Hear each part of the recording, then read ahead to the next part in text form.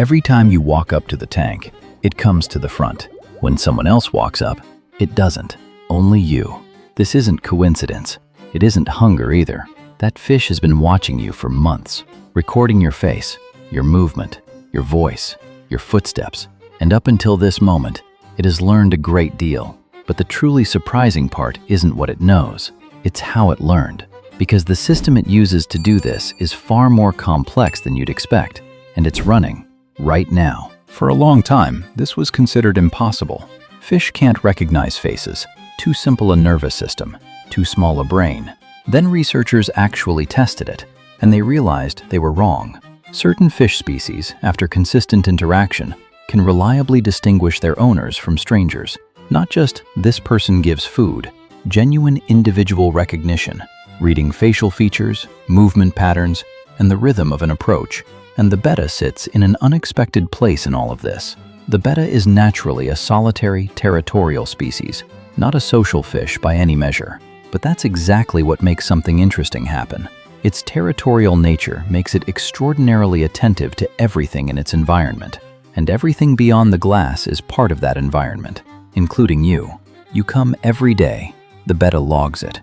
Over time, it moves you into the familiar category. And what that category means changes quite a lot. But now the critical question arrives. Is that fish actually recognizing you, or just a routine? This question needs to be asked. Honestly, you come every morning at the same time, approach from the same side, open the lid the same way. Food drops. Maybe the betta isn't recognizing you. Maybe it's recognizing this sequence. Maybe the connection is simply this movement plus this time equals food. If someone else made the same movement, it would respond the same way. Testing this is straightforward. Have someone else, someone the betta has never seen before, approach the tank at the same time, with the same movement. If the fish gives the same response, it's conditioning. If it doesn't, it's individual recognition. Most hobbyists who run this test are surprised by what they find, because the betta is usually genuinely recognizing you. Its response to the stranger is different. It pulls back. Its color shifts. It goes into a defensive posture. But when you come, none of that happens. That difference matters. But how does it start? The betta isn't watching you through a single sense. 3 separate systems are running simultaneously. The first is vision. A betta's eyes work differently from human eyes. Their color vision spans a far wider spectrum. They're extremely sensitive to movement. They visually encode your walking rhythm, your posture, the speed at which you approach. The second is scent. Water carries chemical information. Every time you put your hand in the tank, every time you approach, you leave a chemical trace. The betta accumulates that trace, and over time, that trace starts to mean this is safe. The third is the lateral line. This sensory organ, running along the length of its body, detects vibrations in the water, your footsteps, the pressure changes that occur as you approach the floor, the vibration your voice creates against the glass. 3 systems at once, for months, continuously. And every day, these systems accumulate a little more data.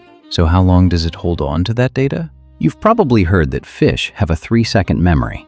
That's completely false and has long been debunked. Research shows that a betta's memory can last weeks, even months. If you go on vacation, if it hasn't seen you for a long stretch, when you come back, it still recognizes you. The same response returns. Sometimes a few days of readjustment are needed, but the core recognition doesn't disappear. And here's where something very interesting happens. Every interaction refreshes that memory, reinforces it, engraves it deeper. So without realizing it, you've been doing far more than you thought since that first week. Every daily pass by the tank, every feeding, every moment you stand in front of the glass, all of it is strengthening that recognition. The fish that has been watching you for months knows you far better today than it did on day 1. But inside all of this recognition, there's a classification happening. And that classification works with far more precision than you'd expect. In the betta's mind, every entity gets tagged with a category: threat, opportunity, familiar, neutral. Watch what happens when a new person approaches the tank. The gills open slightly, the color intensifies, movement changes. The betta is evaluating that person and hasn't placed them in a category yet. But you're different. You came every day for months. You never posed a threat. Every pass went by safely. And the betta accumulated that data. At some point, you entered a category: safe. In that category, The gills don't open. Defense mode doesn't engage. Instead, it comes forward, moves to the front of the glass, swims at the same pace as you. But getting into that category took time, and it's possible to get removed from it far more quickly. Trust was built incrementally. It took months. Then, something happens. You completely rearranged the decor, pulled out the rocks, moved the plants, rebuilt the whole layout from scratch. The tank no longer looks familiar. Every corner is foreign. Every shadow is an unprocessed stimulus. And when you approach the tank, some of that old response starts to return. Because the beta isn't just reading you, it's reading the integrity of its entire environment. The environment changed, and the security assessment begins again. During that reassessment, even you can temporarily move back into needs to be reevaluated territory. The same thing happens with sudden movements. You approached the tank unexpectedly.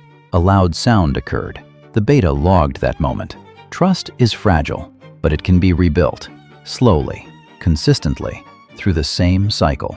And when trust is fully in place, there's one sign, very clear, very concrete. There is one sign, single and unmistakable. When the beta sees you, it doesn't flare its gills. That's it. Gill flaring is the beta's most fundamental response. It flares when it sees a rival, when a stranger approaches, when it perceives a threat, when it's stressed. If it doesn't flare when you arrive, it has removed you from that list. But there's an even more definitive test. When it's not feeding time, in a calm moment, quietly step up to the glass. Does the fish come forward? Does it swim parallel to you? Does it follow you without moving away? This isn't conditioning. This is the result of months of evaluation. That fish watched you, analyzed you through 3 separate systems, logged it, accumulated it, and made a decision. And that decision is visible right now, in the moment you stand in front of the glass. Every time you walk up to the tank, it comes to the front. When someone else walks up, it doesn't. Now you know why. Not chance, not hunger. That fish has been watching you for months. It saw your face. It heard your footsteps. It accumulated your chemical trace. And it turned all of that data into a single question. Is this safe? And once it answered that question, it repeats the same behavior every day. The next time you step up to the glass, if the gills are closed, the color is calm, and it's swimming alongside you at the same pace, that moment isn't the sign of something small. It's the result of a process that took months, and you passed. When did your beta start showing these signs? Or is it still keeping its distance? Write it in the comments.